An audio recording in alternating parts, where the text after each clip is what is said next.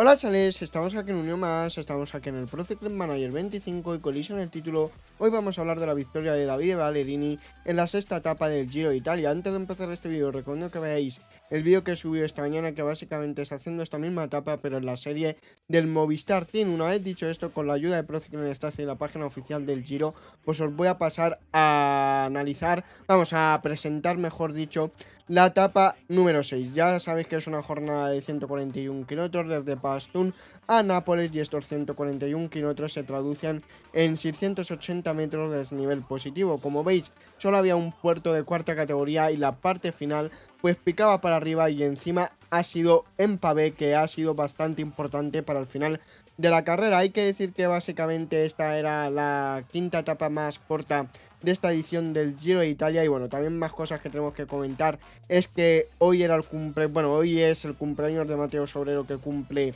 29 años, y la clasificación, los diferentes maillots, pues ya sabéis que después del día de ayer la malia rosa la lleva Eulalio, la malia Chiclamino por Mañer, la malia churra, la de la montaña, Diego Pablo Sevilla, y la de jóvenes lo lleva Igor Arrieta, aunque lo debería llevar Eulalio, pero como Eulalio lleva la malia rosa, pues la malia bianca se la haya cedido a Igor Arrieta el segundo puesto.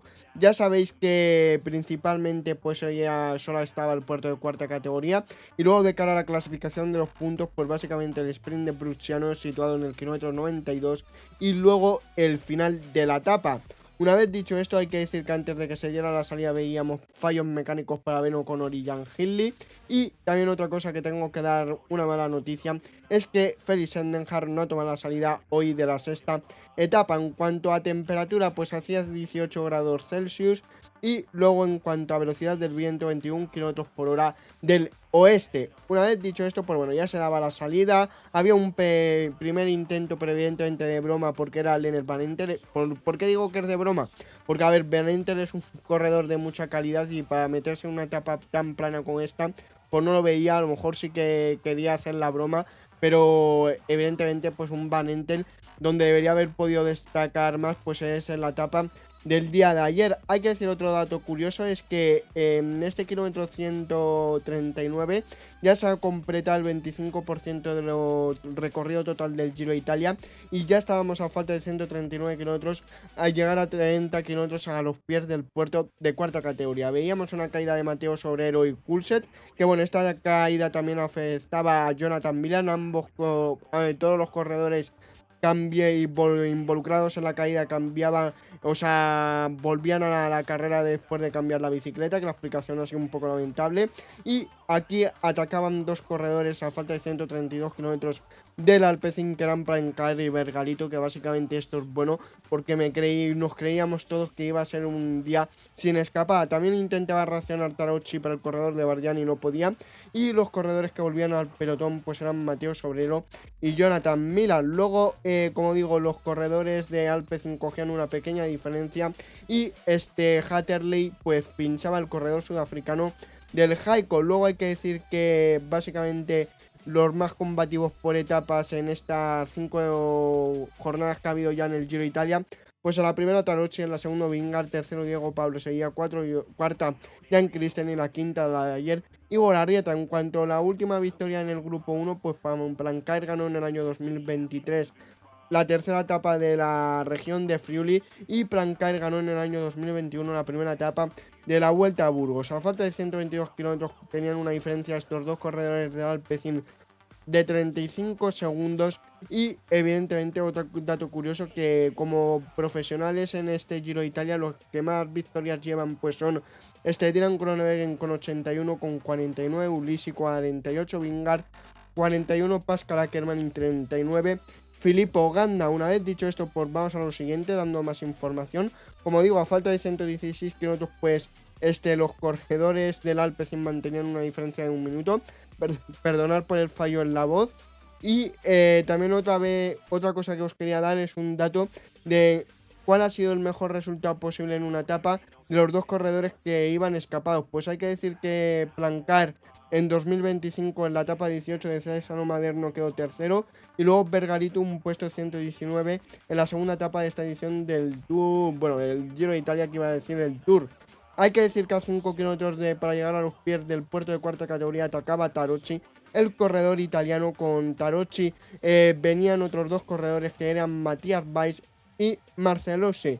El grupo 1 ya estaba en Salerno y hay que decir que la parte más fuerte de esta etapa pues eran unos 200 metros al 9%. Luego hay que decir que una vez que arreglaban la bicicleta, hay una Mila en el corredor italiano del líder 3 volvía y básicamente al coche le daban su bicicleta y volvía al pelotón.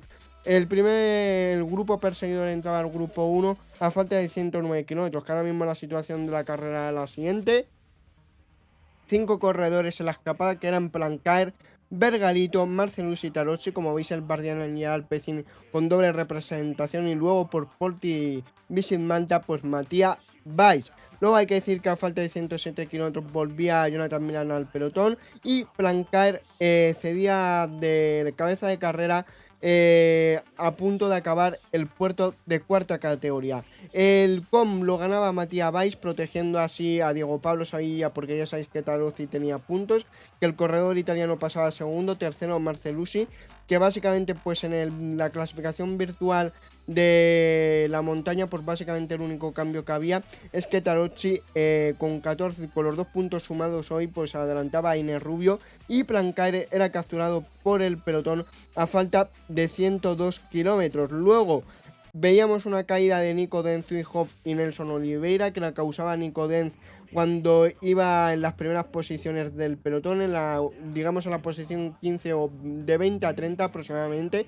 Calculo yo que se ha ido al suelo y con él se fue Hoff y Nelson Oliveira. Al principio Nico Denz parecía que se había hecho daño y que estaba como perdido un poquito, pero luego pudo regresar a la carrera. La situación de a falta de 98 kilómetros es que los escapados mantenían una diferencia de 18 segundos. Luego hay que decir que Nico Denz, después de tardar en recuperarse, volvía al pelotón a falta de 83 kilómetros, y los equipos que estaban tirando pues eran el Soudal y el Unibet. Luego empezaba a llover a falta de 81 kilómetros y, como digo, los corredores que estaban ahora mismo en la fuga, por los dos de Bardiani, Marcellusi y Tarocci, el de Alpecin, Bergalito, después de que se quedara Plancaer, y de Porti Visit Manta, Matías Valls. A falta de 71 kilómetros de carrera, pues quedaban, los 4 escapados mantenían una diferencia de 30 segundos y ya se había completado casi al 60, bueno, llevábamos el 62% de los metros de desnivel. Veíamos un pinchazo en el pelotón de Turconi a falta de 69 kilómetros y empezaba a tirar Gebre Xavier a falta de 62 kilómetros, que ya estábamos a 7 kilómetros 800 metros del sprint intermedio de Brusciano. Luego hay que decir que aquí la escapada pues se mantenía unos 30 segundos y tiraba del pelotón Bastien de Vries, Gebre Xavier, y ya el terreno a falta de 55 kilómetros pues estaba seco, aunque luego hablaríamos de la meteorología porque en la parte final en el pavé estaba mojado. Hay que decir que a falta de 55 kilómetros por los escapados mantenían una diferencia de 35 segundos y el sprint de Brusciano lo ganaba Tarocci en la escapada. Segundo pasaba Matías Valls, tercero Marcellusi, cuarto Bergalito y quinto Bastien del pelotón. Hay que decir que el único cambio de la clasificación virtual de la Maglia Ciclamino es que básicamente con los 12 puntos sumados pues Tarocci se colocaba cuarto. Luego hay que decir que a falta de 39 kilómetros por los escapados mantenían una diferencia de 19 segundos y a falta de 35 pues los atacantes eran capturados. Luego se ponía en la media de la velocidad cuando estábamos a 5 kilómetros del sprint intermedio del kilómetro Red Bull concretamente. La media de las 2 horas 45 minutos pues era de un 41 kilómetros y básicamente ya estábamos a 25 kilómetros para el final, que aquí controlaba un nivel líder de Soudal, aunque el sprint del kilómetro Red Bull lo ganaba Magli, segundo Creccioli, tercero Van Enter, ProRide y Sevilla. Una vez que después de acabar el kilómetro Red Bull pues atacaba Sagaer, pero a falta de 22 eran capturados el corredor portugués del Bahrein. Luego también veíamos un cambio de bicicleta de Kopecky a falta de 17 kilómetros. Luego también empezaba a tirar el Bahrein a falta de 15 kilómetros, aunque ya veíamos a todos los equipos de los sprinters agrupados, salvo el Red Bull y el Bismarck, los equipos de la general, que estaban en la parte trasera del pelotón. A falta de 6 kilómetros pues veíamos al Soudal Quick-Step en las primeras posiciones con 5 corredores. También a falta de 5 kilómetros 900 veíamos al líder 3 con 4 corredores. Luego empezaba a tirar el Unibet con 5 corredores. Muy bien el trabajo de Larsen, el treno del Unibet para Dylan Groenewegen, Luego, a falta de 3 kilómetros 900, pues hay que decir que Dylan Groenewegen estaba en la rueda de Reinders. Luego, Andresen estaba en la rueda de Dylan Groenewegen. Soudal aparecía a falta de 300 metros, o sea, de 3 kilómetros, con 4 corredores en cabeza de carrera. Jonathan Milan a 2,3 iba a la rueda de Paul Magnier, y a 1,9 estaba tirando Kubis. Cuando entrábamos en el último kilómetro, a 700 metros, Paul Magnier estaba a la rueda de Jonathan Milan. Acá empezaba la última curva y se iban al suelo varios corredores, entre ellos Dylan Groenewegen, Jonathan Milan y Aular. Valerini lanzaba al sprint y finalmente el corredor italiano ganaba. Segundo Stuyven, tercero Paul Magnier, que hay que decir que aunque el corredor francés no se fuera al suelo, hay que decir que tuvo que esquivar a los corredores que sí que lo hicieron, y al final le hizo una remontada increíble y no quedó muy lejos de Jasper Stuyven y Valerini.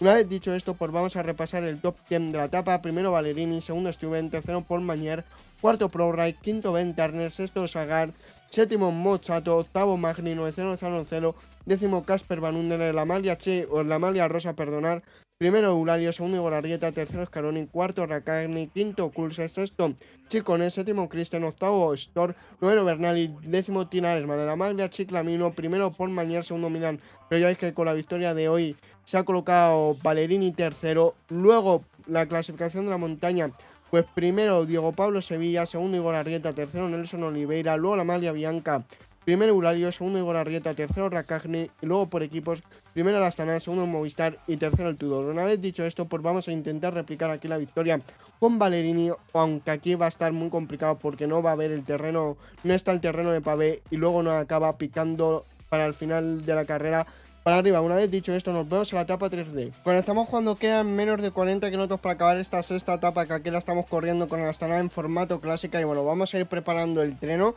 que básicamente va a ser formado por el que tenga menos llano, por el que tenga más, así que seguramente que el primero sea Harold López Martín, el corredor ecuatoriano. Luego va a ir Scaroni, Malucelli evidentemente va a ser el sprinter.